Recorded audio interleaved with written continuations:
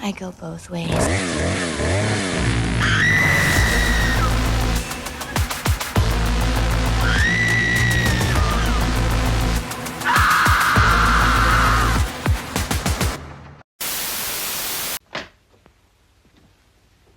Well, they cleaned all this up now.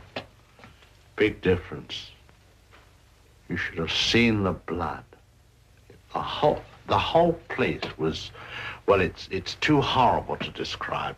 Dreadful. And I'll tell you, there's a very important clue was found here. Down there. Well, the murderer, you see, crept in here very slowly. Of course, the shower was on. There was no sound. And,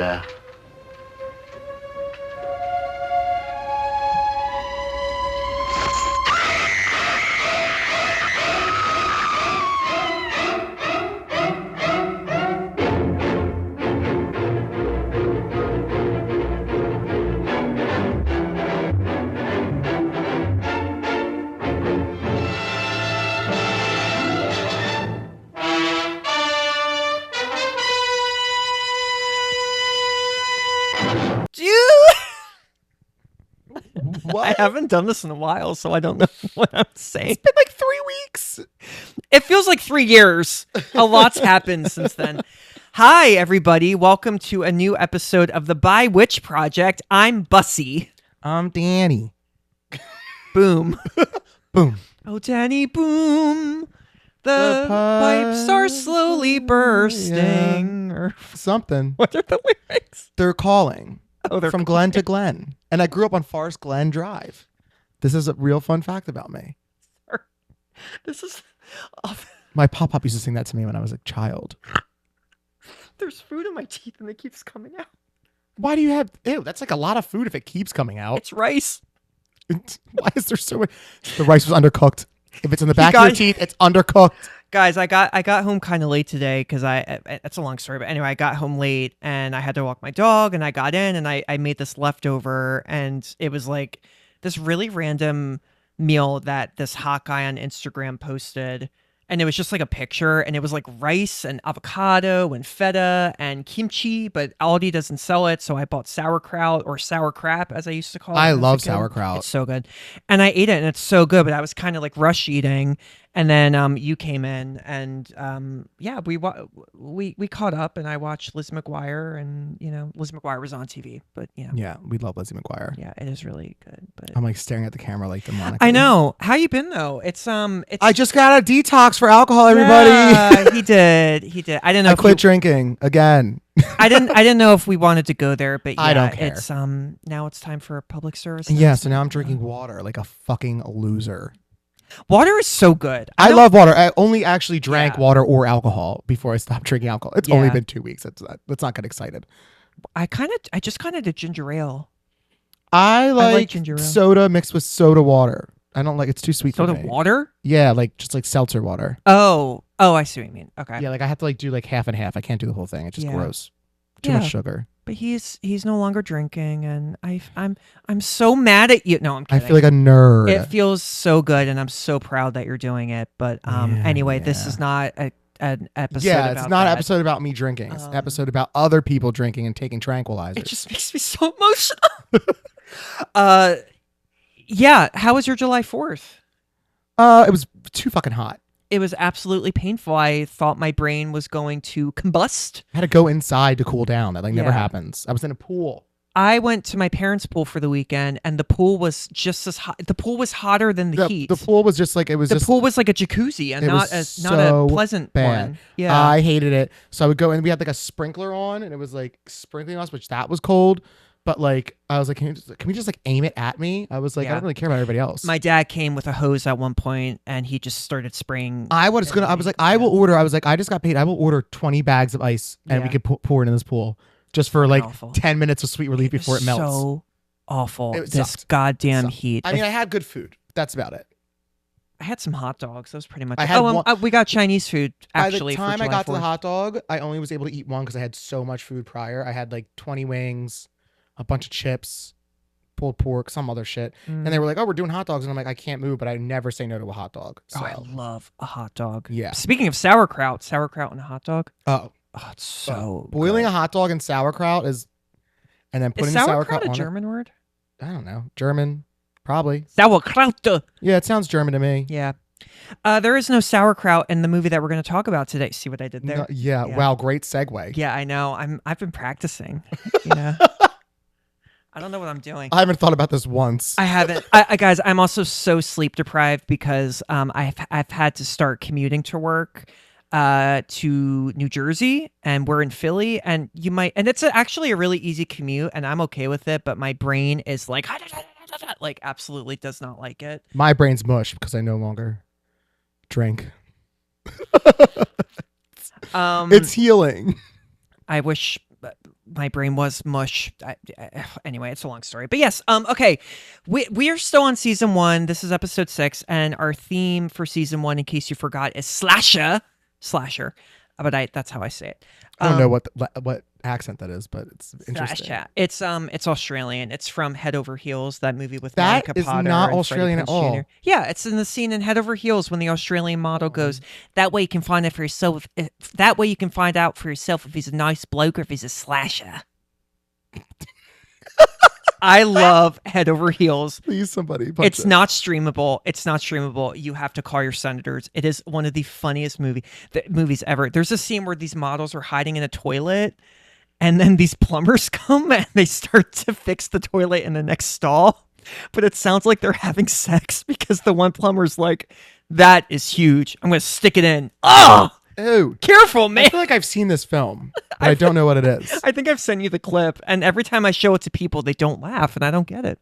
He has a weird sense of humor. I do. I do like poop humor. I'm sorry. It's the half British in me. Not the poomer. The poomer. You're so funny. Episode 6, guys. Yes, slasher. This is and there's 10 episodes per season, so we're almost done. We are reviewing Psycho, the original 1960 Psycho, believed by many people to be the first slasher film of all time, but that is debated. Some people think it's Peeping Tom. Some people think it's Black Christmas. Some people think it's Halloween, Texas Chainsaw. You decide. We will discuss that. I consider Psycho the first slasher. I kind of do too. But also Although Peeping after Tom, rewatching it, I don't really. it has slasher elements. I don't really put it in the slasher category. This has slasher elements because people get killed, but it's not like a crazy slasher like blood and guts and but it has elements of the genre. Anyway, at the moment you gotta rent it. I'm sorry, it was on Netflix for a while and they took it off. Did I rent it? Maybe. I don't know if I rented it or it could have been on Tubi. I did just check. It's not on Tubi right now. But it's you can find it somewhere. It's around. It's around. Wink, wink. The synopsis. A secretary on the run for embezzlement takes refuge at a secluded California motel owned by a repressed man and his overbearing mother. It premiered June 16th, 1960 in New York City, and then officially came out in the States on September 8th. It was made for an estimated $806,947.00. And since its That release... cost $806,000? Yeah. And when adjusted for inflation, I don't know because I did not make a note about that, so my bad. When adjusted for inflation, it's more. It's more. Don't ask questions. Don't press me on this. It's made over $50 million worldwide since its release. Now, this I do have. When adjusted for inflation, but that's more than $500 million. It is the highest grossing film of director Alfred Hitchcock's career. Hitchcock. We're going to mention that name Over a lot. the Birds? Over the Birds. I love the Birds. Yeah, I know. The Birds. Go Birds. Go Birds. Alfred Hitchcock. Hold on. Let me get to the next two things. No, I lied. I'm going to go back. Alfred Hitchcock is the director of this movie. If you don't know movies, you may have never heard of him. If you know movies, you've probably heard his name ad nauseum. Alfred Hitchcock is he's dead now. He was one of the most famous directors of all time. He was British. He did so many classics. Psycho, The Birds, North by Northwest, Vertigo, Peeping Tom. No, he didn't do Peeping Tom. Did he not? No, that wasn't him. No, that was Michael Powell, I think. I don't know who that It is. was Michael Powell or Emmerich Pressburger. They were Which one am I thinking of? Is that Vertigo? Where he's Frenzy? Are you the thinking girls of? look- When's the one where she's looking through this telescope? Rear Window? No, she's looking through the telescope in that really nice LA, like modern style house. It's a guy or maybe it's a girl looking through a telescope. It's not Vertigo, is it? Is that Vertigo? The Trouble with Harry? Definitely not The Trouble Rope? with Harry. No? Strangers on the Train? No? Both queer movies, actually. Strangers be on the Vertigo. Train. Huh? What? Could be Vertigo. Yeah, I don't know. Anyway, And who really cares? famous director. He did a ton of suspense movies. Yeah, very, very famous. There was no other director like Alfred Hitchcock. He was a bit of a creep in real life and an asshole. Go watch any interview of Tippi Hedren talking about her experience on The Birds, and you will find out why. But yeah, that's him. Hitchcock. Hitch was his nickname. That's what people called him. I don't even know if he liked that name. That's but why they named the movie Hitch with Will Smith that. yeah, they look alike. Yeah, Hitchcock. This movie, Psycho, currently has a 97% critic score on Rotten Tomatoes and a 95% audience score. Damn. It was shot in 83 days. Damn. Danny Boom, when did you first remember seeing this? And what would you rate this movie? I didn't see Psycho till I was an adult. Fuck me. I can't really even tell you the first time I saw that movie in whole. In whole. In whole? In whole. Dig dig it. Yeah. I can't remember. I really can't remember. And I rewatched it this time for this. And I was so surprised by how much I liked it. And how much I did not know the story of that movie at all. I was I really thought I knew the plot of Psycho. I did not know the plot of Psycho. I had no idea. The parts that I knew were the last 15 minutes of the film at most. Everything else I was I didn't know this was even about that. Mm-hmm. And it took so long to get to the slasher element of it. So I was watching, I was this is a really good mystery. Also, I read a Sherlock Holmes book when I was in detox for the first time, Hounds of Baskerville or whatever. Mm-hmm. And I've never read a Sherlock Holmes book, and I always thought this seems kind of lame. Great book. Same type of deal though. The whole thing was a mystery and ended up being murder, that type of deal. So I don't know. I think it's a new genre that's breaking into my brain that I might explore more. Ooh. What would you rate the movie? I'm gonna Out go of 5. ahead and give it a 4.5. That is my rating. I was thinking about it last half hour what I was gonna rate it. I don't remember what I initially thought, but that is my current thought. So I would say 4.5 for real. It surprised me. Older movies are hard for me to get through, and that's really kind of where the 0.5 comes in.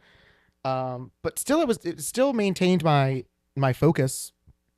Just wait till we watch other older horror movies, because some of them, I'm sorry, critics, I don't really get the craze with some of these ones. I kind of fall asleep. Anyway, well, I'm not naming any yet, but I love Psycho. I'm going to give it a 5 out of 5. I think that this is a perfect movie. I first remember seeing clips of this in the Mummy VHS tape before the movie played. They had trailers, and there was a trailer. I know, I had the same VHS. There was a trailer for the Alfred Hitchcock collection. Uh-huh. They had all these quick clips, and I remember seeing a clip of a naked woman in the shower screaming, and I remember running up to my mom being like, "Mommy, what's that movie from?" And she was like, "You can't watch it. No, you're going to have nightmares." So I did not watch it until I think I was in... I think it was late middle school or early high school, and it was on TV. I think it was on AMC or TCM, one of those networks. And I did watch it with my mom, not with my dad. And I was not scared by it, but of course I loved it. And then ever since then, I've always heard about Psycho. Oh, everyone always talked about it. Everyone knows the clips. Everyone knows the scenes and the score and the music, the instrumental. I sound like a seal. The dolphin seal. Dolphin seal, yeah. Oh yeah. shit! I gotta put this closer to my A mouth. seal dolphin. Put it over your mouth. A deal. Adele? A deal. It's a dolphin seal. Oh, a deal. Yeah, a deal. Get it together. Sorry. Yeah, I love this movie. I think that this is a great movie. We talked about this a little bit, how Psycho, if you take out, it's like a horror movie, it's a thriller, but it's also a really just good drama, I think. I think it's just a very good mystery. It's a good film mystery, noir. yeah. I love the plot. We'll get into this, but I just love all the surprises. Everyone loves the horror elements of this. Everyone only talks about that. I love the first half of this movie. Yeah, though. I really wish It's that fantastic. I knew more about it earlier, because I was just all I knew was the horror elements too. And Yeah. I was sitting there, I'm It's like I'm like we're Yeah. well over an hour in. I'm like this is. And then as soon I as was it like, turns, what's happening? And then it just turns into this thing, and I can imagine it being scary in 19 whatever it came out 60, 60. Yeah. I mean, it's not scary now. Like that's it. oh It yeah, looks like we'll talk about that when this yeah. came out. Yeah, we It will looked like talk it looked about like a that. haunted house that I went to in like third grade. Yeah. Have you been to Universal Studios Hollywood? No, my family was poor growing up. I'm sorry. I'm just kidding. I come from a very nice middle class family, Yeah. but we never went on vacation. We only went to Disney World once, and then we went to New Jersey for all of our other vacations because my mom lived in Ocean City.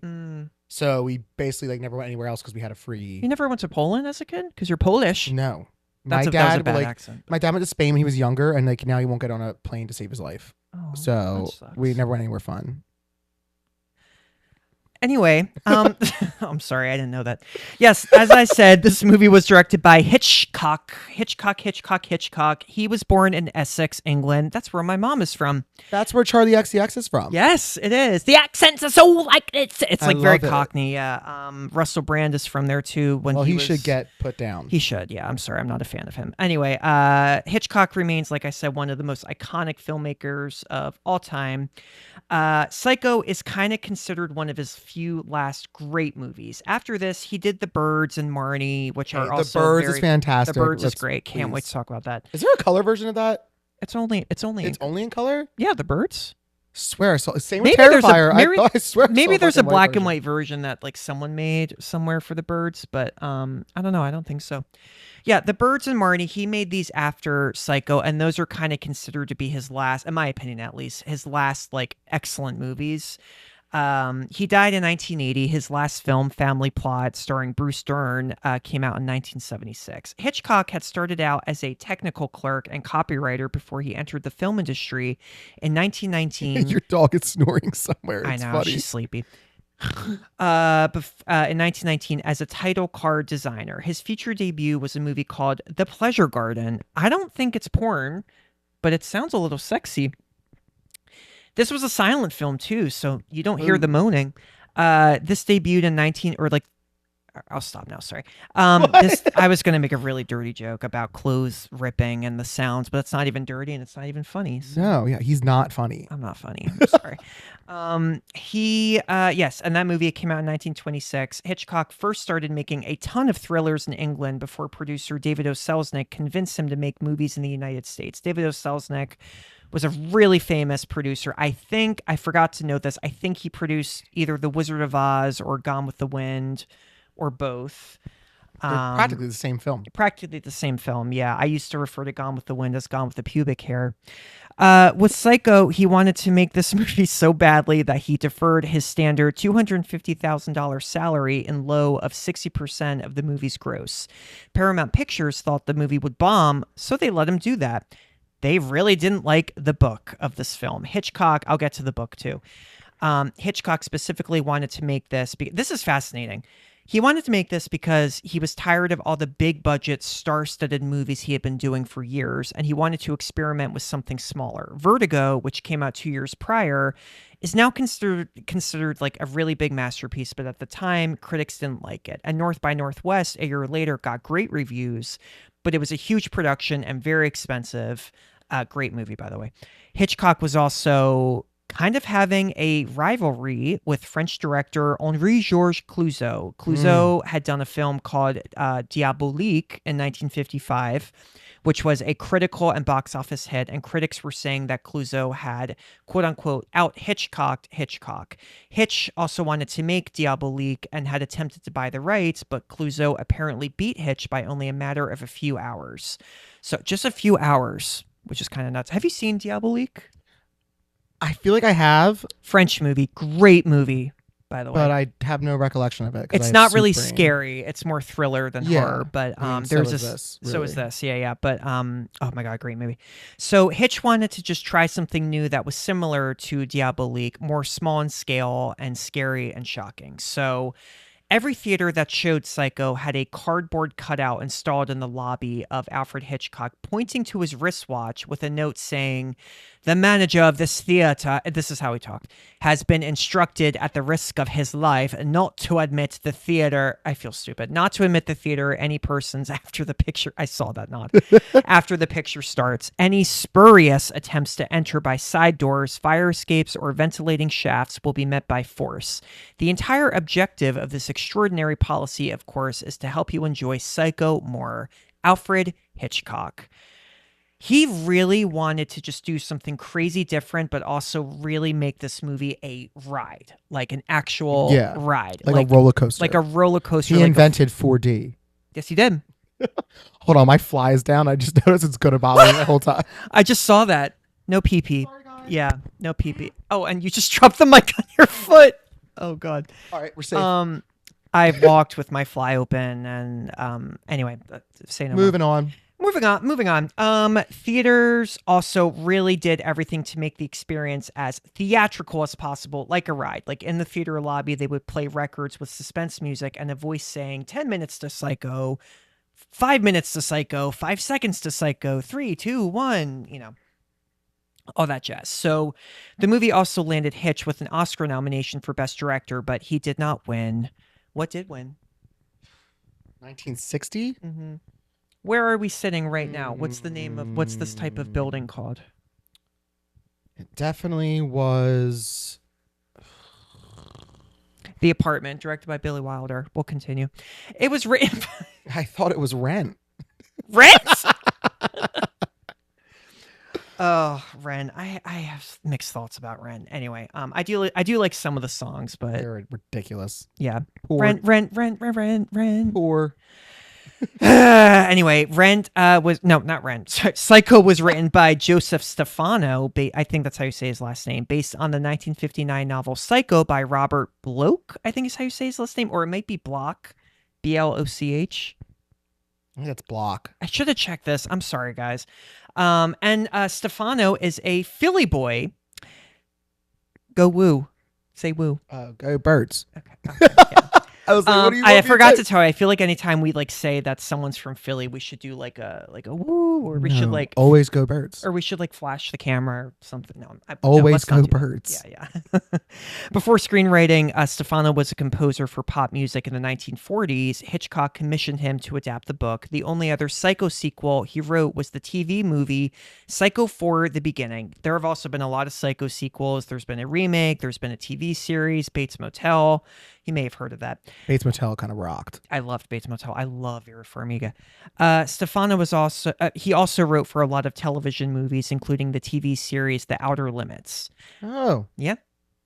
Robert Bloch was a big fiction writer of crime, horror, and fantasy. He wrote over 30 novels and hundreds of short stories. He was also a protege of H.P. Lovecraft. Psycho was inspired by the life of serial killer Ed Gein, who also inspired the Texas Chainsaw Massacre and The Silence of the Lambs. Ed Gein before 1960? Yeah. Ed Gein, they did a monster season about him on Netflix with Charlie Hunnam, and Ed Gein actually only killed like 2 people, but yeah, he's one of the most boring serial killers. He kind of is a little boring, I'm not gonna lie, but it was what he did. He stole from graves, and he would like cut the skin off and make furniture out of it. I think he made a titty necklace. I think he did. It's really disturbing. But yeah, if you watch Texas Chainsaw and Silence of the Lambs and this, you can actually see a lot of parallels with Mr. Gein.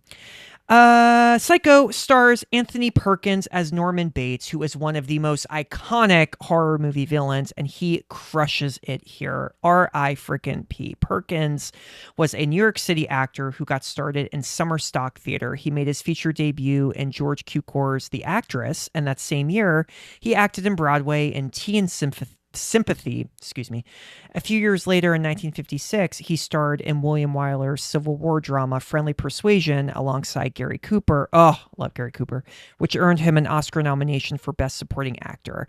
Psycho, however, turned him into a megastar. He continued to play Norman in Psycho 2, Psycho 3, Psycho 4: The Beginning. He also directed Psycho 3. Sadly, he died in 1992 at the age of 60 from AIDS, or as they say in French, le sida.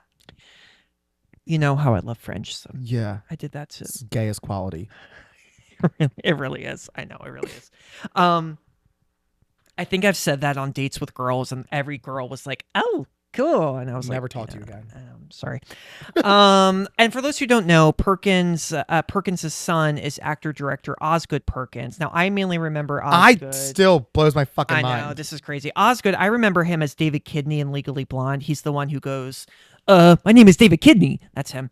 But he's now very famous as the director of horror films like The Black Coat's Daughter, I Am the Pretty Thing That Lives in the House, Gretel and Hansel, Long Legs, The Monkey, and Keeper. Even more tragically, oh my God, Osgood, his mother, Betty Berenson was her name. She was an actress, model, and photographer. She was one of the passengers on American Airlines Flight 11. Was the flight number actually 11? It was. You didn't know that? No. Isn't that ominous? 1111. Yeah. My friend, I can't say his name. He'll kill me. But he was fully convinced that. Never mind. Let's not talk about 9/11. 9/11. Sorry. 9/11. It's my favorite Caitlyn Jenner gif. Oh my God. Oh my God. Caitlyn Jenner. Please. Vera Miles plays Lila Crane. She is still alive as of the recording of this podcast episode. She's also known for appearing. We don't know that for a fact. We don't know that for a fact. I haven't checked Instagram. But anyway, she's known for appearing in some films by John Ford, like The Searchers, great movie, and The Man Who Shot Liberty Valance, Fell Asleep. She had also already worked with Hitchcock prior in his 1956 docudrama film noir, The Wrong Man, alongside Henry Fonda. John Gavin plays Sam Loomis. Gavin also starred in classics like Imitation of Life, Spartacus, and Thoroughly Modern Millie. I love Spartacus. Spartacus. I am Spartacus. I love Spartacus. I love Spartacus. It's a Spartacus. great movie. He also, I didn't know this, he was also the United States ambassador to Mexico from 1981 to 1986, and he was the president of the Screen Actors Guild from 1971 to 1973. I also was the ambassador to Mexico when I was 13. I doubled my job at Rita's Water Ice with that. Really? I didn't know that. Yep. What's your favorite Spanish word? Arroz. It's rice. Arroz. Oh, yeah, I can't roll my R's. Arroz. Arroz. Arroz. You don't have to roll with that one. Just do the arroz. I can't do it. Sound like a cat purring at its last breath. I know. Martin Balsam plays. I said that like in a dirty way. I didn't mean to say it that way. Martin Balsam plays P.I. Milton Arbogast. Oh boy, you love the last name Arbogast. I think it's a great name. You love Sorry, I can't right now. These memories that you may not remember are popping up of you being obsessed with Arbogast. I think it's a great fucking name, and I stand by it. You started talking like Leonardo DiCaprio and What's Eating Gilbert Grape and Oh, saying go Arbogast. Burr. Stop it. We're going to hell. Okay, Balsam plays P.I. Milton Arbogast. Balsam had a huge career in theater, film, and television. He won a Tony for Best Actor in a play for You Know I Can't Hear You When the Water's Running.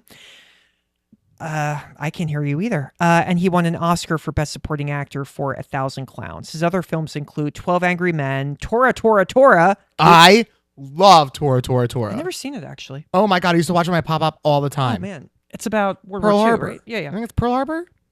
Yeah, I think that's what they yelled. I don't know. Not the Japanese, but the U.S. Like, I think when the bombs were dropping, they were running around yelling, Tora, Tora. I can't really remember it, but I used to watch it all the time. Yeah, also, wait, there's a hair. Sorry. There's that's hair all over the fucking thing. Okay, sorry. I have an OCD There's thing. hair everywhere. Hair everywhere. Cape Fear, this is also what he starred in. Cape Fear, The Taking of Pelham 123, Murder on the Orient Express, and All the President's Men. All fantastic movies. Martin Balsam, he's really good. I like him a lot. Lastly, but not leastly, we have the icon, the woman herself, Janet Leigh, as Marion Crane. She is the mother of Jamie Lee Curtis and is credited by many as one of the earliest scream queens in cinema. She won the Golden Globe for Best Supporting Actress for Psycho and was also nominated for an Oscar.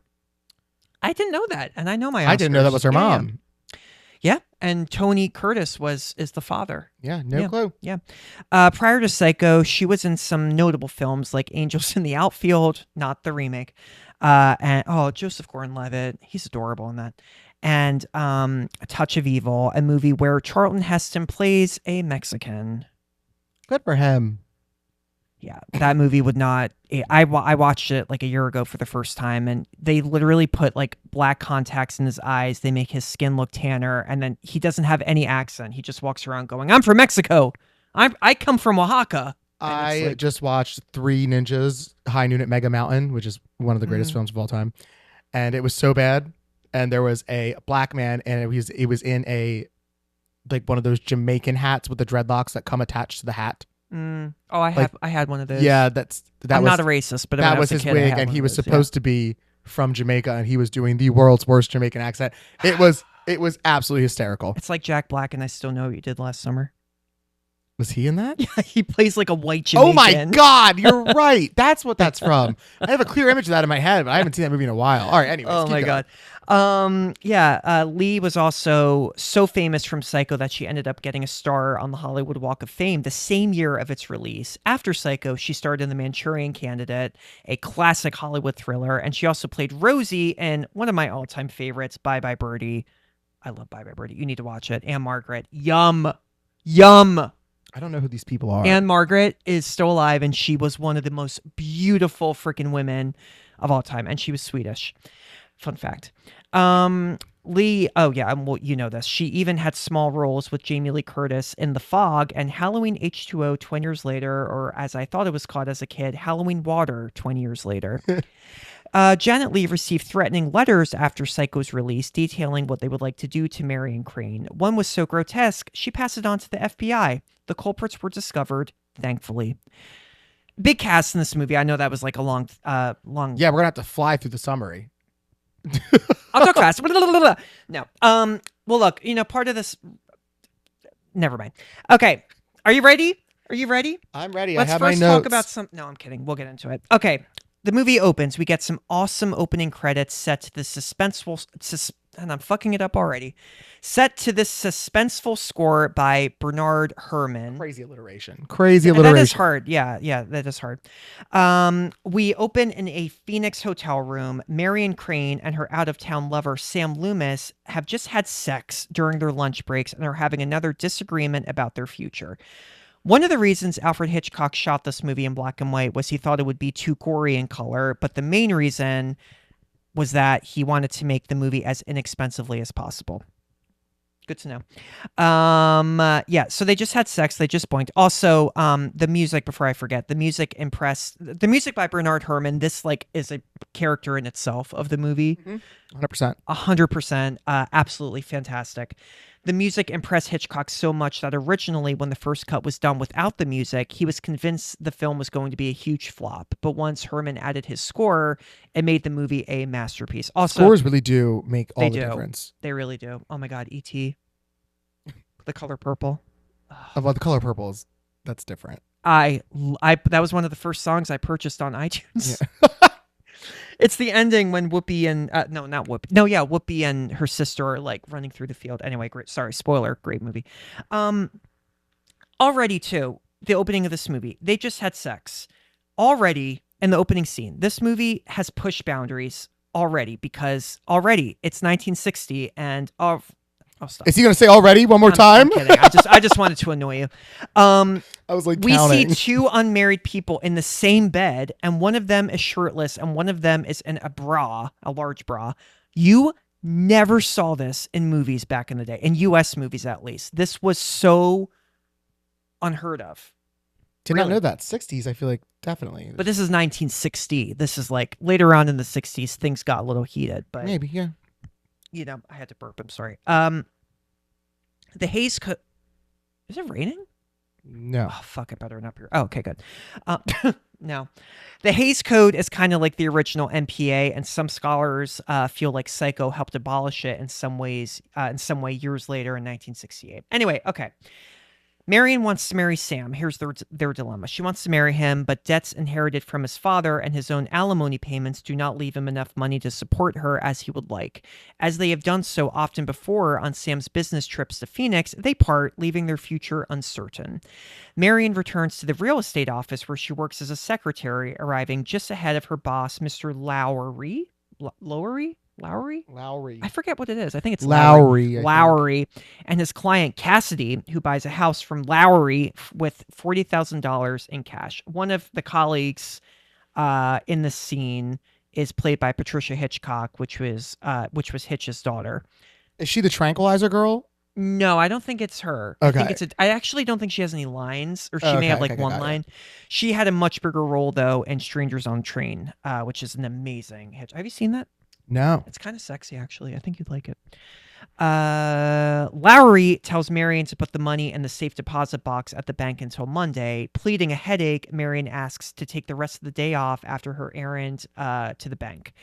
I believe it's here where you also see Hitchcock cameo outside Marion's office. He's wearing a cowboy hat. It's at 6 minutes and 35 seconds. For those who don't know, Hitch always cameoed in every single one of his movies. Not to the extreme of like M. Night Shyamalan, which is kind of annoying. Or Stanley. Or Stanley's like one line though. Yeah. But yeah, he always did it. But Marion, however, doesn't go to the bank. On the spur of the moment, she decides to keep the money, packs a suitcase, and starts driving out of town, only to be spotted by her boss at an intersection where he gives her a suspicious look. Worried that she's been found out already, she still proceeds out of town on her way to Fairvale, California, where Sam lives. All the while, she keeps looking behind her, fearful that she's being followed. She drives well into the night and parks alongside the road to sleep. And again, right off the bat, this is awesome because you have a lead in movie heroine who's like breaking the law and doing something very, unethical. And you didn't really see that, I feel like. Yeah, but she also was kind of like, I wrote this down. She's like a sad sack of potatoes. Yeah. She's like really not having a good time.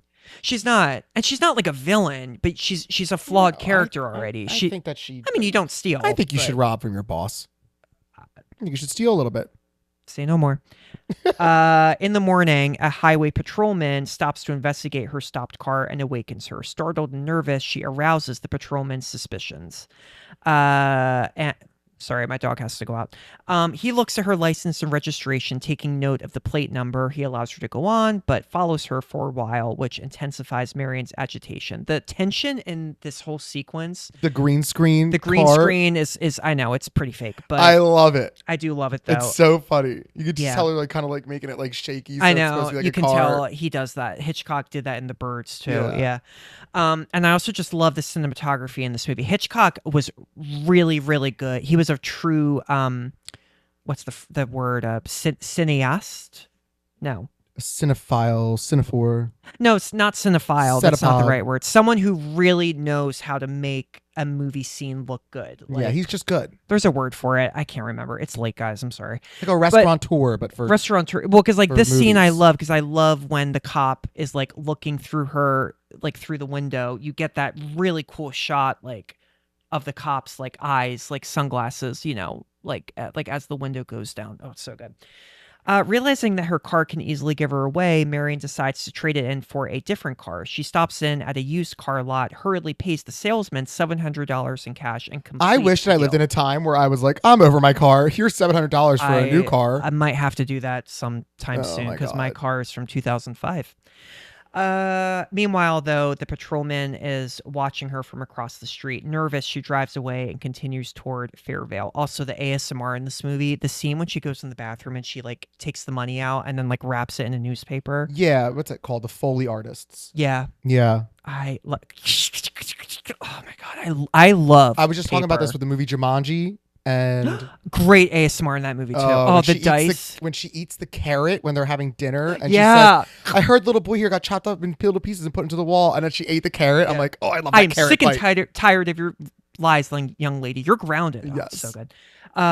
Also, the dice in that movie, the sound of the dice. I made a TikTok of just the dice hitting the board, and no one liked it. And it was a really good TikTok. I don't understand why people don't talk about the sounds in that movie more. So good. As night falls, with her fears of pursuit crowding in around her, she drives into a rainstorm. Yeah, and like the other cool thing about the sequence is as she's driving, you hear these voiceovers of other characters that you've met already, and the voiceovers are talking about her, and you realize it's all Marion's. Wait, we missed my favorite part. Oh, yeah. Wait, go back. The Yeah. tranquilizers. Back when she's in the office. She had a headache, and her coworker is such a fucking Gee, I love her. I want her to be my coworker. She's like, oh my God, you have a headache? Here's some tranquilizers. Tranquilizer. Like, not what you take for a headache, but also my friend Bree came up for homecoming when I was in my second year of college before we got kicked out. And she was whining about a headache this whole time. And it's like homecoming Saturday. I'm trying to go out and have fun. That's what we're there to do. And I was like, oh my God, here, just take 2 Klonopin, which is not for headaches. It's a benzo. It's like a Xanax. And I just like gave it to her and just knocked her out. And then we went out and drank and then came back home and she was still sleeping. A Not the- tranquilizer would. No, which is like the modern day tranquilizer. Yeah. So they gave her like ketamine or like a Quaalude, which like bring back Oh, Quaaludes. Bring back Quaaludes. I thought that they were like, I used to see those in movies, and I was like, oh yeah, like everybody does them now, right? And they were Everybody like, did no. them. Yeah. Oh my god, a Quaalude. I want to do a Quaalude so bad. I couldn't do one. My anxiety would get the worst of me Nope. if I did that. No. Well, my also dream. tranquilizers were like so common back then because I remember in Blast from the Past when they're in the bunker and Anything medicine was just cooler back then. it was, but like Sissy Spacek's like, I'm so sad, I miss our friends, and then Christopher Walken's like, do you want a tranquilizer? Yeah, Yeah, I it's love so that funny. movie. Oh my god, so good. Yeah, so she gets the car, she drives to Fairvale. I hate that name. And yeah, there's a rainstorm, unable to see the road clearly. Oh, I didn't finish my thought. These voices that she's hearing, you understand that it's voices that Marion it's all in Marion's head. It's everything Marion thinks people are going to say. It's like an anxiety thing. Yeah, but it's so cool too. It's Yeah. just so cool. You didn't. Oh my god, Hitchcock! You didn't do that in movies. He thought of this. Yeah. Genius. Unable to see the road clearly, Marion stops the lighted sign of the Bates Motel and decides to take a room for the night. The Bates house, though moved from its original location, still resides on Universal's lot. That's why I asked you if you've been to Universal Studios Hollywood, because you can go and see the original. I would love to go. It's just, that's like on the back burner of like things. It's so good. expensive to go there when I could It's just like worth go It's to worth another it. country. So like I'm not well traveled. So. Go to another country Yeah. instead, in my opinion. But no, you do have to go there. Yeah, the motel has been replicated, but like I said, it's a regular stop on the Universal Studios tram tour. So Marion goes there for the night. As there are no other cars there and no one in the motel office, she honks her horn upon seeing a light on in the house behind the motel and a silhouette in the window. Someone dashes down the path to greet her, and he introduces himself as Norman Bates. Hitchcock used to refer to Perkins as Master Bates on sets. Get it? That's kind of funny, actually. It's kind of mean. I mean, hopefully not Norman. Hopefully Anthony was okay with that. But that is kind of amazing, though. Even if he wasn't, grow up. Yeah. Excuse me. In the book, too, Norman Bates is actually fatter and shorter and really unlikable. Hitchcock decided to make Most him, serial killers, not true at all, but Yeah. I mean, when I think of a serial killer, I'm thinking, man, like every time I see somebody who like looks angry in that stature, that's nope. I'm gonna stop my thought. statutory. No, let's just say stature. It's very phobic Oh. of that. Yeah. Okay. I just like feel like It's okay. he looks angry. I'm gonna stay away. No. Well, the other thing too is that Hitchcock decided to make him younger and handsome in this movie, and Bates is also much more of a main character in the novel. So I like that he did that too, because he does make Norman look a lot more innocent in this film. Because like Norman Bates is like a good-looking guy. Yeah, and just he's very, also like a very background character Yeah. though still, and I really enjoy that. and That's what I'm saying. This whole movie, like the point is just like the point that it gets to is not what the movie is leading to. there's a lot of misleading things people think they Is it know supposed about to be just like Psycho. a weird like woman Yeah. running around like a Bonnie and Clyde without the Clyde? Yeah. Bonnie and Clyde with a Clyde. I like that. Without the Clyde. Oh, without the Clyde. Yeah, Clyde's not there. Bonnie and Clyde without a Clyde. Without the Clyde. I like that. That's actually good. Like that's a good like. Yeah, vocal it's like warm-up. it's like that type of like feel. Like you're Yeah. like, oh, on the run, money, blah blah blah. Yeah. And then But then already here you get almost like a haunted house element, because like that house on that hill is so damn iconic. it's creepy as fuck. It's so creepy. Norman. This is where we meet Norman. He is soft-spoken and very shy. He tells Marion that he lives in the house with his mother. He comments that the motel seldom has guests anymore since the new interstate bypassed the local highway, and Marion realizes that she probably took a wrong turn in the storm.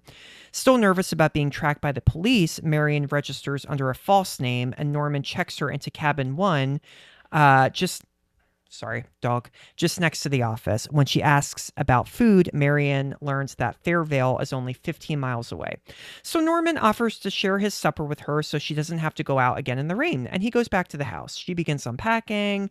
She wraps the money inside a newspaper, which she sets aside on the bed table. Then she overhears a shouted argument between Norman and his mother coming from the house.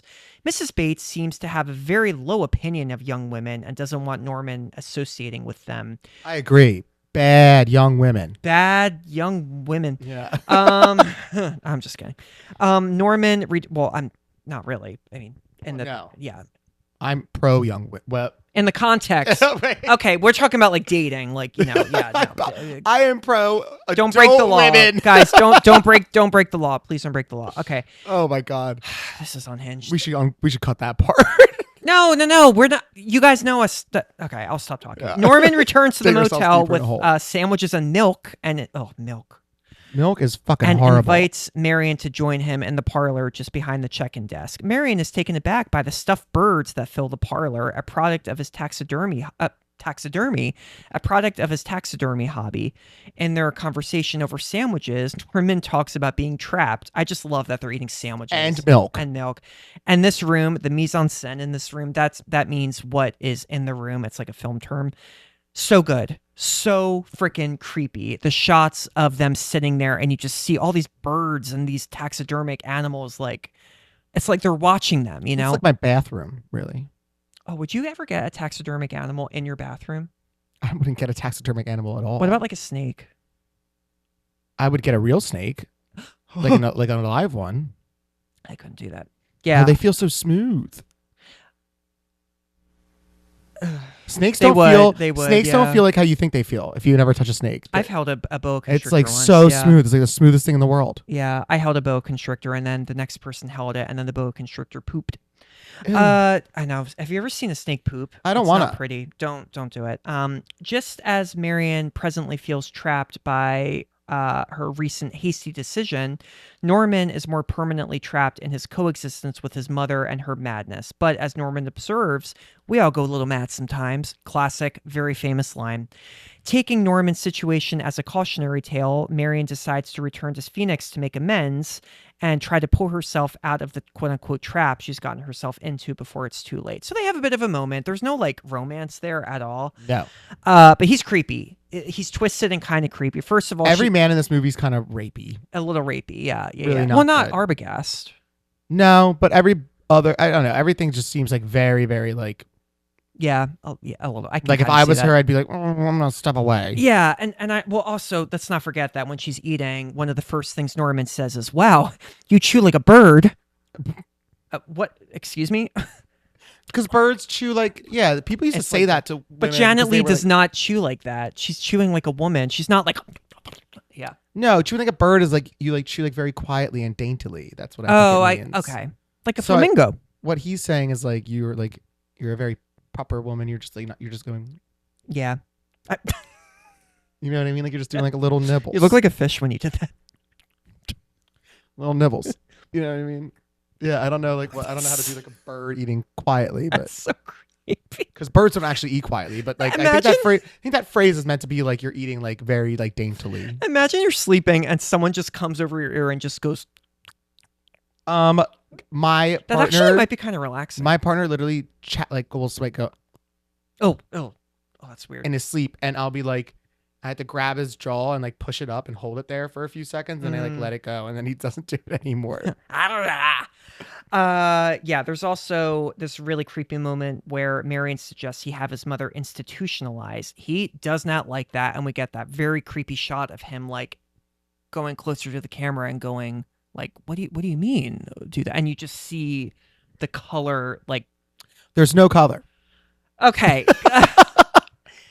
The internal color, you see it leave from his face. Oh, fuck. I had a good poetic way to describe this, and you fucked it up, you bitch. Sorry, you You suck. bitch. I'm just saying Um, he does a really good job with his face.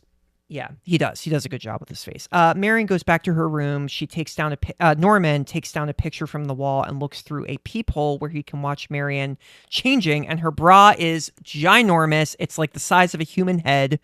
With a new burst of intensity, Norman hurries up the hill and goes into the house. Now, you're thinking, is he just going up to like jerk off or something? Also, That was not what I was thinking. I thought he was maybe doing that because it's like, oh, a woman. Also, he's creepy as fuck. He's I spying thought on a he woman. I thought he was having like one of his mental breakdowns where he's like, oh, I shouldn't be doing this, and ran away. Oh, I thought I assumed he like got a boner and was like, well, I have to run to the house and do it. Why would he run to the house? I don't know. He's gonna lose it running all the way up there. It's like a fucking half a mile hike up that hill. Unless he like holds it. If you hold and squeeze it, Really squeeze. you have to really squeeze. Also, his mom is in there. Well, we'll Well. get to that. In her room, Marion sits in her robe and calculates some figures. She works out that she can repay the $700 she has already spent. Then she tears up the paper containing the figures and flushes the pieces down the toilet. I hate this because I don't like small pieces of paper and I don't like wet paper, so I gag when I watch the scene. The toilet. Oh, weird fucking thing. Okay. I know. It's Everybody's got their stuff. I know. The doctors can't describe it.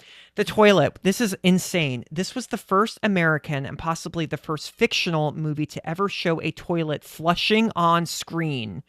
At the time of the production, because of an FCC ruling, any references to toilets could not be presented in both film and television. I mean, luckily you couldn't like see the piss or shit, because then that'd be even more gross. I've but seen plenty of that in movies, I feel like. in older movies, No, not older movies. I mean 70s. like piss and shit in toilets. Mhm. Oh well, yeah. But I just mean like, I mean, thank God she only threw the paper down there and not like a bloody tampon. That's or crazy. something. Yeah. Oh my God, that's so insane. We used to be afraid of toilets on screen, and look at us now. Look at us now. Dicks. Barely. Oh well, We're not getting enough dick. We're not getting a lot. You have And to. we're not kinda getting enough find that. tit either. No, we're not. We're We've still given not. up on nudity, and we need to get back to Unless you're in like Europe, like that's We why need to get- I love we need to Europe. get back We to gotta be nudity. like more like European. Back to nudity in America. I love European movies. Oh my God, the sex, the nudity, they're so freeing. I love it. Okay. With a newfound peace of mind, Marion slips out of her robe and slippers and steps into the tub to enjoy a nice, relaxful shower. I don't think relaxful's a word. Relaxful? Relaxing? I think relax. Oh no, you're wrong. Hold on. I'm wrong? Yes, you are. I never heard somebody say relaxful in my life. Relaxful. Let me Google it. Hold on. Is this really a It word? refers to a state of peace and calm.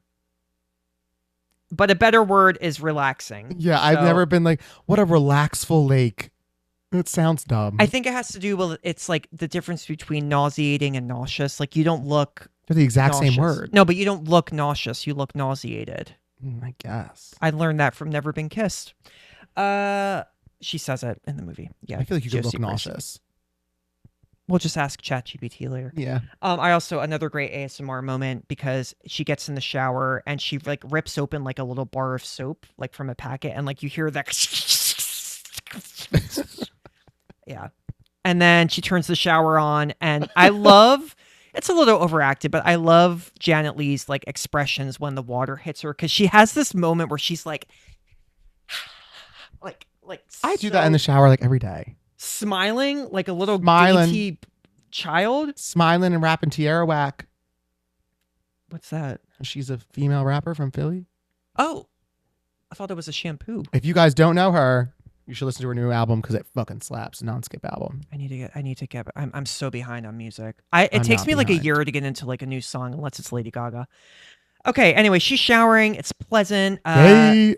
Huh? I said gay. I know. I am turning more gay than bi at this It point. happens. Yeah, it does happen. Unseen behind her, the bathroom door opens. Who is that? A figure approaches and pulls back the shower curtain, and then this is where we get the famous. That is not I just how it wanted fucking to do the goes. wrong noise. It's late. I don't want to wake up my downstairs neighbor, but I can You've go already louder awoken than them. I mean, it's 9:44, so that was actually pretty that. good. That was pretty good. No, it's I like could a- go higher before the balls dropped. Yeah, don't do that. Don't go high. They dropped when I was pretty old. I was like 19 when they dropped. Anyway. Yeah, so who's that? It's the shadowy figure of an old woman wielding a large kitchen knife. Marion screams. Janet Leigh, great screamer. Yeah.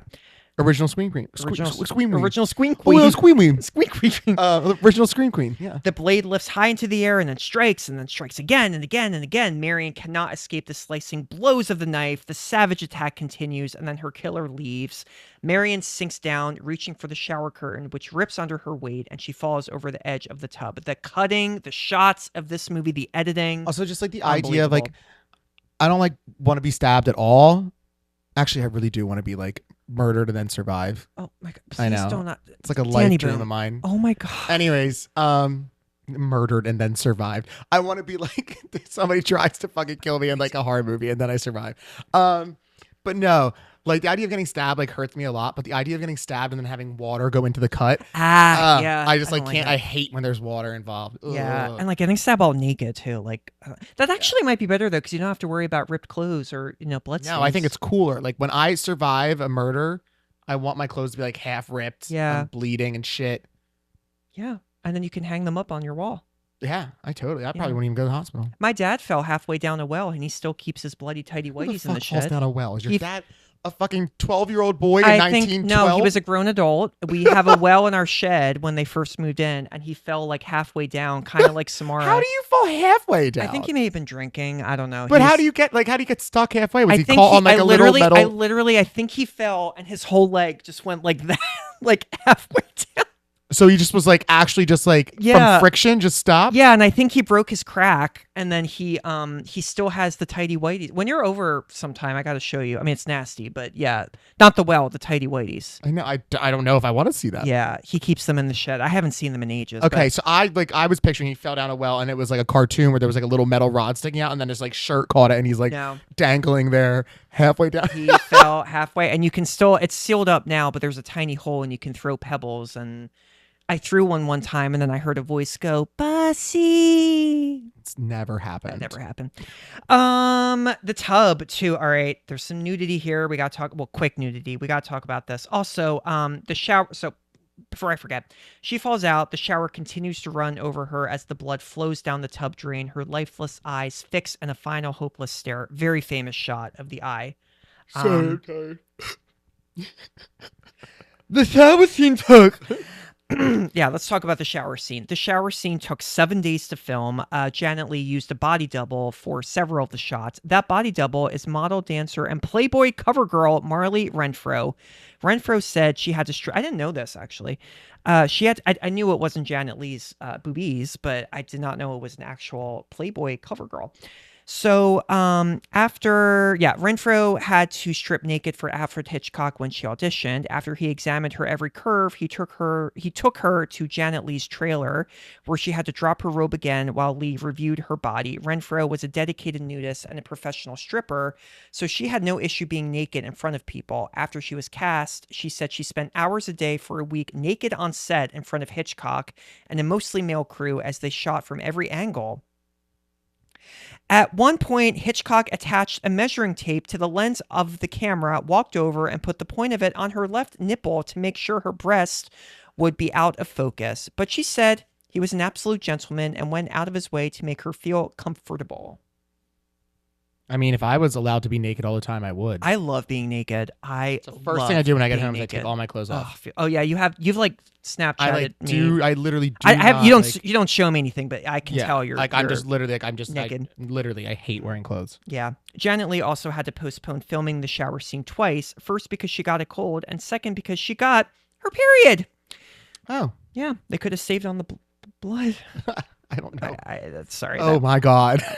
So it's really disgusting. The blood used was also Bosco chocolate syrup, which I've never had before. Yes. So anyway, the stare. Let's talk about that famous stare. So in the book, Bates actually decapitates Marion, and her name is Mary. Kind of boring. And the scene was also really hard to shoot of the eye because water kept splashing into Janet Leigh's face. And the first few seconds of the shot are actually a freeze frame if you look closely, because they could see Janet Leigh's neck throbbing. Like, ba-doom, ba-doom, ba-doom, ba-doom. I like neck throbbing. I don't have an opinion on it. I think it's never thought about it.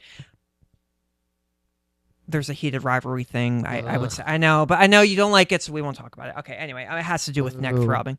From the house. It's time to stand, according to my watch. Oh, stand away. Stand away. I'm trying to be healthy again, guys. I'm going to be like super Yeah. hot in 2 months. He will be. Go look at his old Instagram. This Yeah, dude my has the Instagram's- body of...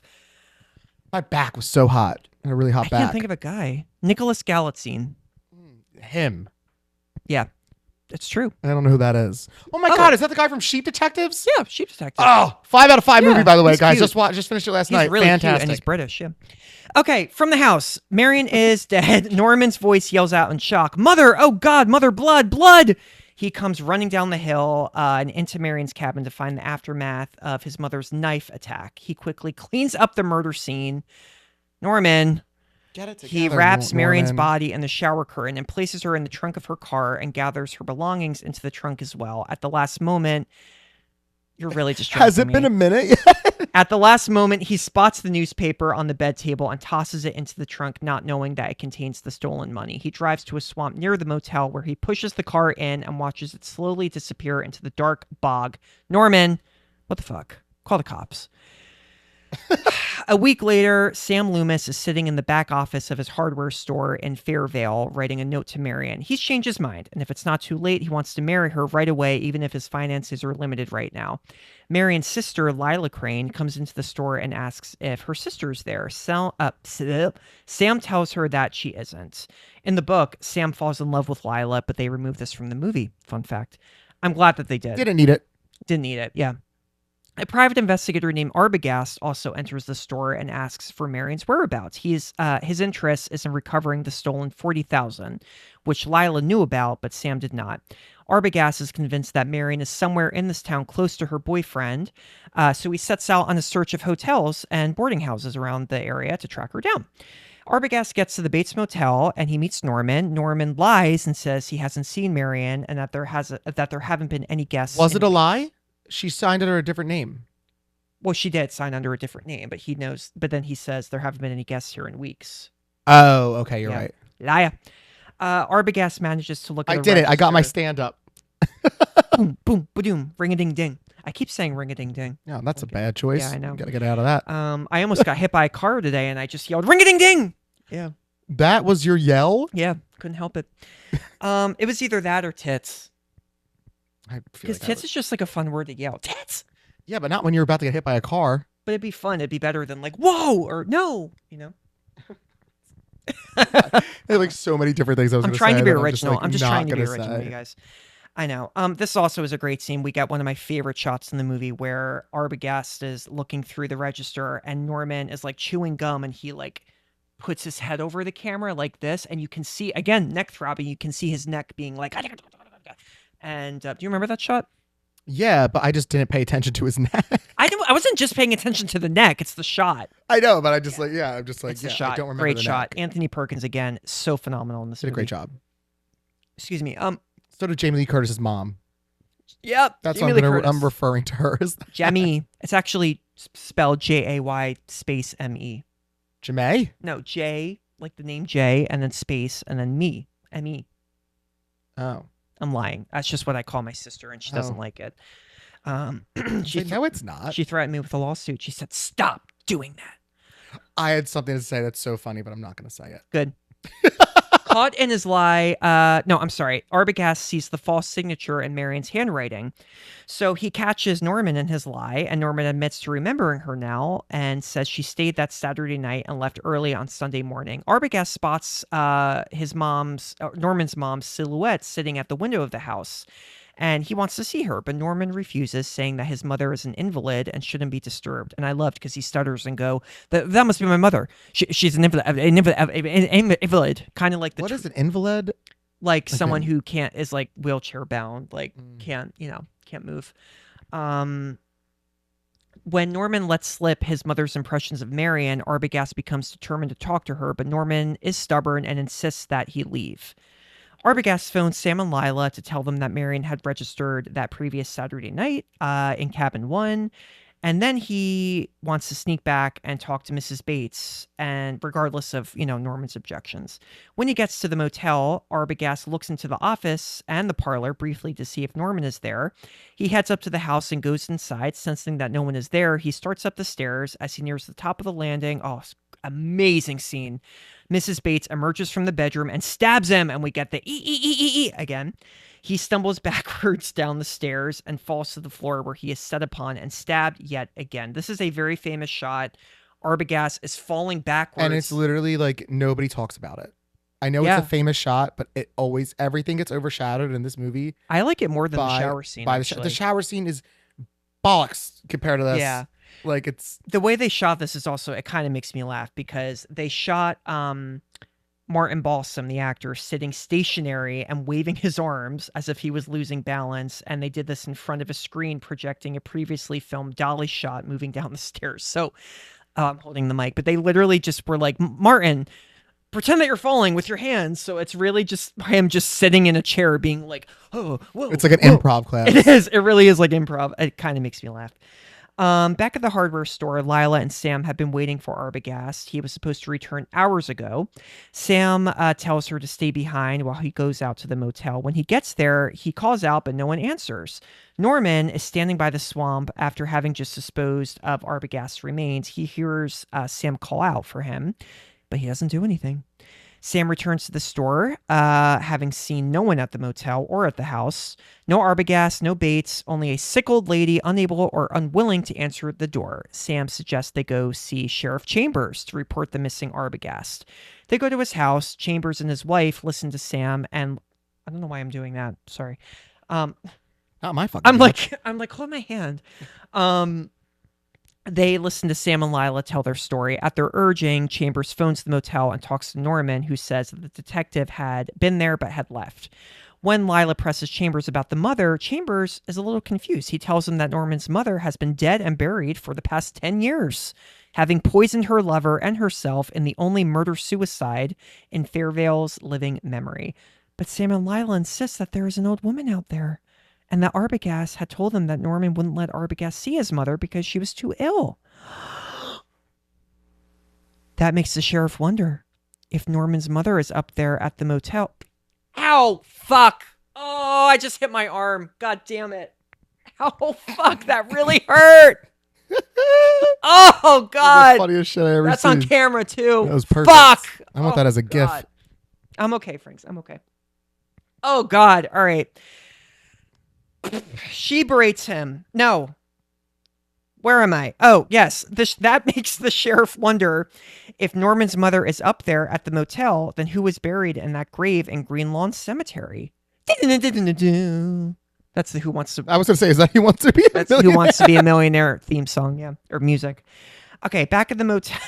I really genuinely think I could have won that game.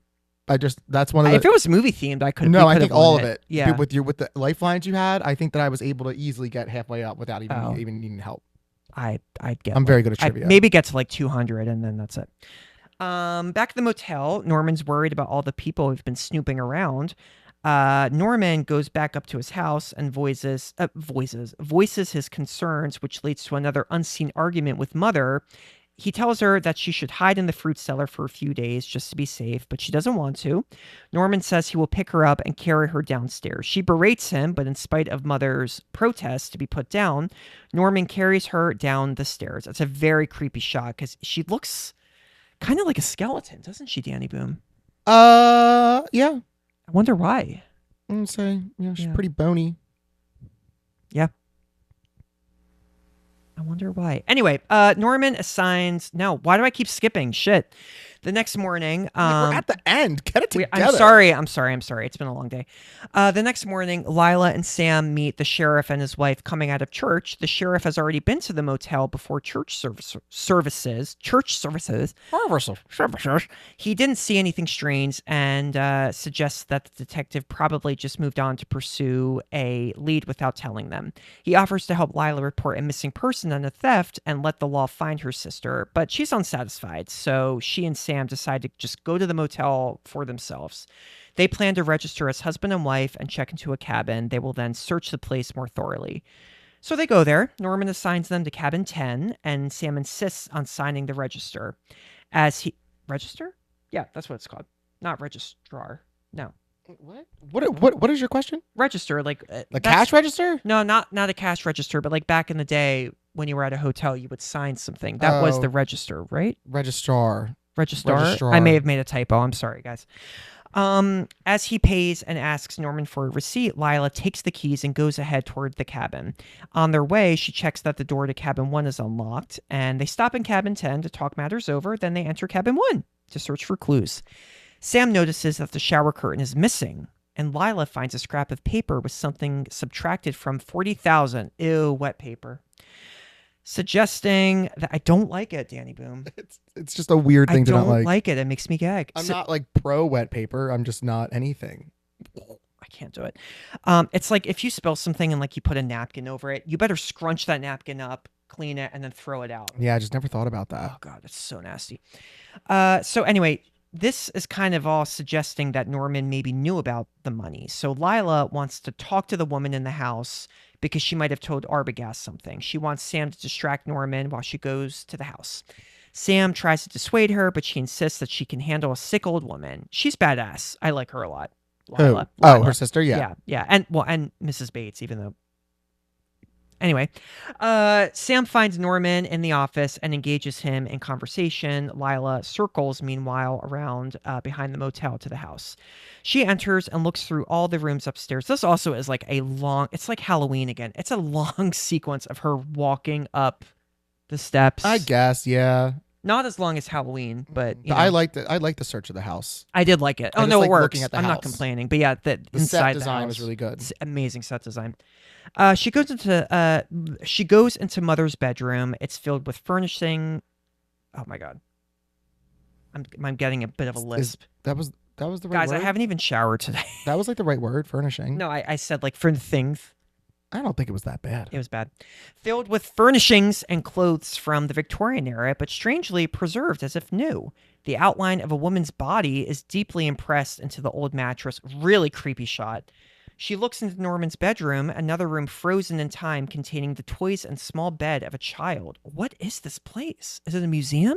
A child. A child. Meanwhile, Sam has been trying to get Norman to talk about money, looking for some indication that Norman has the stolen cash. He begins to grow really agitated. When Sam mentions Norman's mother, Norman realizes that his other guests may be snooping around at the house. So they fight a little bit. Norman knocks Sam over the head, and Sam falls to the floor. Knocked out. Lila is just coming down the stairs when she sees Norman running toward the front door. She ducks around behind the stairs and halfway down the cellar steps. Norman heads upstairs. Lila starts to come back up when she notices the cellar door at the bottom of the steps. This is a room she hasn't examined yet. She goes inside. Walking through a storage room and into the barren fruit cellar beyond it, she sees an old woman sitting in a chair facing the far wall. She whispers, "Mrs. Bates." But the woman doesn't respond. She taps the woman on the shoulder. The chair swivels around to reveal the desiccated remains of an old woman's corpse. Her face contorted into a near skeletal grin. Desecrated or desiccated? Desiccated. You did this last time. It is desiccated. You thought I made a typo? It's desiccated, not desecrated. It's Mrs. Bates. She's dead. She has eyeless sockets, and there's... It was just such a... It's Mrs. Bates. She's dead. She's gone. Oh, wow. Whoopee. Cool. Big fucking deal. Shocker. No, she also swivels around in the chair and she does that little like, whee, like the chair like does that little like that. You know that shot? Yeah. Yes, I know. I just watched it. Yeah, it's just funny. It's funny. It always kind of makes me laugh. That's exact sound chairs make. Whee! Whee! Lila lets out a huge scream and she swings her arm back and hits a light bulb to create the effect of the light bulb swinging and the lights and everything, you know, la, la, la, it looks cool. At that moment, the living semblance of an old woman enters at the door, also holding a knife. In the next moment, Sam's timely arrival saves Lila as he subdues the would-be assailant from behind. The woman's wig falls away to reveal Norman Bates, dressed as his mother. Norman was the killer the whole damn time. This is what inspired RuPaul's Drag Race. It is 100%. I love RuPaul in the Brady Bunch movie. I hate RuPaul as a person. I love drag queens though. Oh, I've never seen RuPaul's Drag Race. The first like half of the seasons were good, and then the other half are just, it's too much. She should have let that show die. I mean, I love drag queens, but yeah, it's a little bit much now. How would Norman Bates do as a drag queen? Not good. I mean, back then probably good, but Yeah. the I don't know, makeup and the techniques nowadays are just much. I feel like he needs a little bit of work. Maybe some mascara and some a setting on his floby. I think he needs like know how to That's like that's not what contour better. Also, a floby. He doesn't have a floby. I don't know what a Floby is. A floby. I used to think it was Those makeup. little balls that are you put in water and they get big. A floby's like when your hair is kind of like It's zippers. zippers. It's when your hair zippers. It's a I'm toupee. sweating so much right now. Oh my god. I sweat so much less that I quit drinking, even though I am like Oh, really? sweaty. But oh my god, We're both sweating. The AC does work, but from this angle, it's a little hard to get here. Okay, that evening, Lila, Sam, and Sheriff Chambers, they are among a group of interested persons who sit in an office in the county courthouse, waiting to hear from a psychiatrist who has been called in to examine Norman. The psychiatrist enters to tell them he has gotten the whole story, but not from Norman. He got it from Norman's mother. As a personality, Norman no longer exists. The other half, the mother half of Norman's mind, has completely taken over. The psychiatrist goes on to explain that after the death of Norman's father, Norman came to depend on the undivided attention of his mother, but when she took a lover, Norman felt as if he had been replaced. His jealousy could not stand to share her, so he poisoned both his mother and her lover. Consumed with guilt over his crime, he stole his mother's corpse and treated it to preserve it as best he could.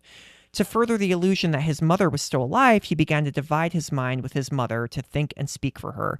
He walked around wearing her clothes and a woman's wig. At times, he could be both personalities, and carry on both sides of conversations. Other times, the mother half, the dominant half, took over completely. He was never all Norman, but he was often only mother. There's a lot of explaining in this sequence that it's a little lazy, I think. A little bit of lazy writing. Well, it's just so much at once. I don't really think that there even needed to be an explanation. There kind of did. I kind of honestly, I understood everything that was happening once the scene ended. I It could have ended that way and it would have been fine. I feel like they didn't need to go so much into detail. They could have just said Norman was really sick. He killed his mom and her lover. He was sick. He liked wigs and dead people, and so the end. Yeah, I don't even think they needed to say that. I think it could have just ended with like Maybe, yeah, honestly, them killing or not killing Norman, but like subduing Norman, and like Yeah. that's the end, and just like or just like a quick, I don't it know. just like pans out and like you see the crime scene and like everybody's Yeah. standing there, and then it's like that's the end. Yeah. I'd have been fine with that. I don't really mind the scene either. I like it. I like old scenes where like people are like smoking cigarettes in like a room and smoking you know what I in old mean? movies. So much freaking smoking. And also, this whole scene, Hitchcock actually hated. There was just a lot of pressure from the studios to relieve the pressure from earlier scenes and also to explain the action to less insightful audience members who might be confused by the big reveal at the end. Idiots. So the scene was kept in. I know it's kind of dumb, but they were so nervous. The studios were so nervous about this movie because of how shocking it was. We didn't even really touch on this. Marion, the main character of a movie, gets killed halfway through. You didn't really see that again in movies. I know I keep saying that. You didn't see it, but you really didn't see it in these old Hollywood movies. Shocking. I mean, it's still not often a common thing. Yeah, it kind of isn't. Yeah. Yeah. In the A Nightmare on Elm Street remake, it kind of was, but I don't want to give that movie any credit. So yeah, I like that movie. Well, not the remake. I do like it. Not as Nightmare on Elm Street, but go on. Yeah. Another topic. Yeah. Another time. No, well, another time, yeah. Norman's mother personality was pathologically jealous of Norman. When Norman met Marion, he felt a strong attraction to her. That attraction set off jealous mother, and it was mother who killed Marion. I kind of got that too. It's obvious. Blatantly obvious. It's blatantly obvious. Now we are in a locked and guarded room. Norman Bates is sitting unmoving as mother's voice dominates his mind. She wants to prove to the world how harmless she is by sitting completely still. A fly crawls on Norman's hand and he doesn't swat at it, simply smirks as the voice of mother's personality gloats that everyone must see that she wouldn't even harm a fly. He looks up at the camera, does a really creepy smirk, and then it cuts to the next scene, and if you look closely, his face looks like a skeleton. This is my favorite line because I think of the South Park episode where the Chinese food store owner has like multiple personalities, and like I'm not gonna do the voice because I'll get in trouble. Get canceled. But he's like, oh, he wouldn't even hurt a fly, and like I had no. I thought that was South Park made that line. Yeah. And then I'm watching Psycho and I'm like, Yeah. I'm like, they stole it from this. I'm screaming. It was so funny. And then I rewatched the episode. I'm like, oh my God, this is literally just Psycho, but like with South Park and Chinese food takeout. And I was just like, it was so fucking funny. That's really amazing. That always reminds me like when I first saw Scary Movie and she's like, Carmen Electra's like, my boyfriend will be here and he's black and he'll kick your ass. Literally. And then and then I watched Scream and it's Drew Barrymore going, he's big and he plays football and he'll kick the shit out of you. I like it better in Scary Movie because then the killer goes, oh, really? You mean the one who wears makeup and dresses like a woman? And then he's there. And then Carmen Electra just goes, how'd you know? I love Carmen Electra. I love that movie and I love her. Anyway, in the final shot of the film, a tow chain begins pulling Marion's car out of the bog.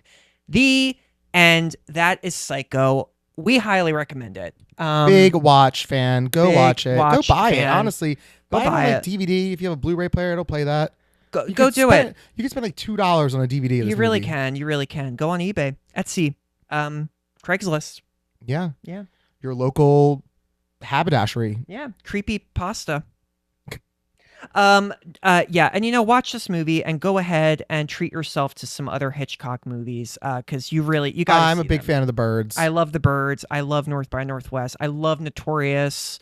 Rebecca's a great one. Rear Window.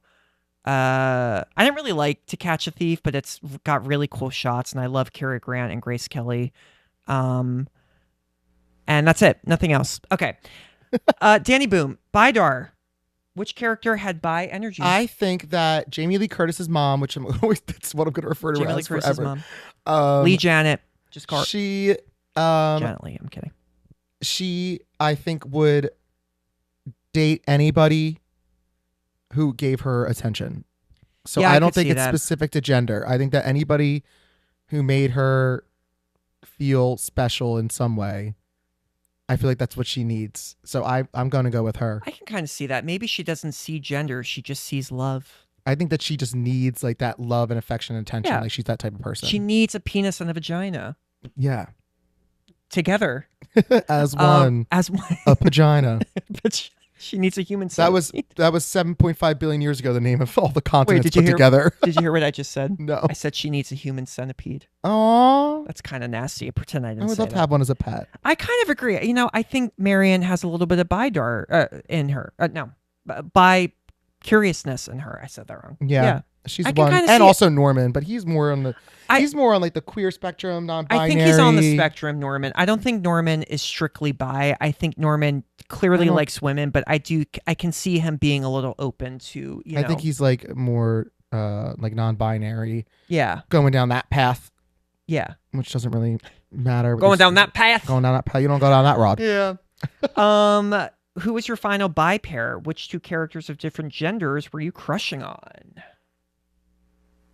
I don't. So like, I know that like these people are like supposed to be handsome. I don't really find them handsome. Could I sleep with what's his name? Sam Loomis? Sam. Yeah. And Anthony Perkins. Sure. Would I go for them naturally? Not really. I could definitely sleep with both the women. And then Yeah. Albatross. No. Albatross. What's his name? Albatross. Arbogast? Arbogast. Arbogard. It's like the Crash Band. Did you ever play Crash Bandicoot? I know the Crash Bandicoot Remember? dance by Oh my heart. God. Yeah. Yeah. No, it's Hoonamagot. I thought it was Boomagod. No. Okay. I'll tell you right now, I play Crash Bandicoot like twice a week. I love Sam Loomis. He's a cute little nugget, hot nugget. Yeah. I like nuggets. I'm not really a nugget guy. Yeah. He's not a nugget. I just like to use that word because I love Chelsea Handler. No, I think Sam Loomis is really hot. I think Marion's beautiful. I think Janet Leigh just had a naturally really beautiful face. And I like her in this too. I like how sweet she is. I feel like she has a bit of a wild side to her. She can let her freak flag fly. Freak flag fly. Yeah, she was never a good girl in this movie. But she's never, yeah. So, yeah, and I think that she would like spaghetti because I like spaghetti. Yeah. What was your can't sit straight moment? I don't get scared that easily. This is I know, so you hard say for that- me. You say I, that like, every fucking I know time. it's just so hard. Like there's Oh, nothing in God. there that like really scares me. There will be movies that like come up. Like I don't know. I watched one recently that like got me. Oh, the back rooms. Oh, I didn't like Backrooms. You're an idiot, and that's a stupid take. Sorry. But no, I didn't hate it. I give it. Okay, we'll talk about Backrooms later. but Anyway. but there was a few scenes in that made me just. They were just like jump scares. But they weren't cheap jump scares, which is what I like. I don't like a cheap jump scare that's just put in there for reasons. It was just there, like plot wise, it was perfectly placed. But anyways, yeah, I don't know. Nothing really scares me. I think that like a lot of people were probably scared of like the stabbing because like stabbing wasn't very that common In movies. at that time. I guess like maybe the skeleton reveal would probably be Yeah, that's creepy. the creepiest moment. For me, it's Arbogast falling down the stairs. Again, I'm not really scared by this movie. I just think that's a very creepy, surreal, shocking moment that I really appreciate. Well, it's now been ruined by me knowing that he was sitting in a chair just flailing his arms. Whoa. Yeah. It's like trying to like sit on top of like a basketball. I wonder if people like notice how much I move my feet all the time. Yeah. I'm like You conducting do like a little dance. I'm doing like conducting an orchestra. Yeah. You're conducting the psycho. Wait, conduct the psycho theme. Come on, woodwinds. This is so stupid. Oh my God, you guys, thank you so much. This was a really fun episode. We are on the gram. Don't forget, follow us at By Witch Project. We're also on YouTube. We do have video video episodes. We're interviewing. Oh, we got to interview people soon. That'll be really fun. Yeah. Next week we're interviewing Tara Reid from Sharknado 2. Yeah.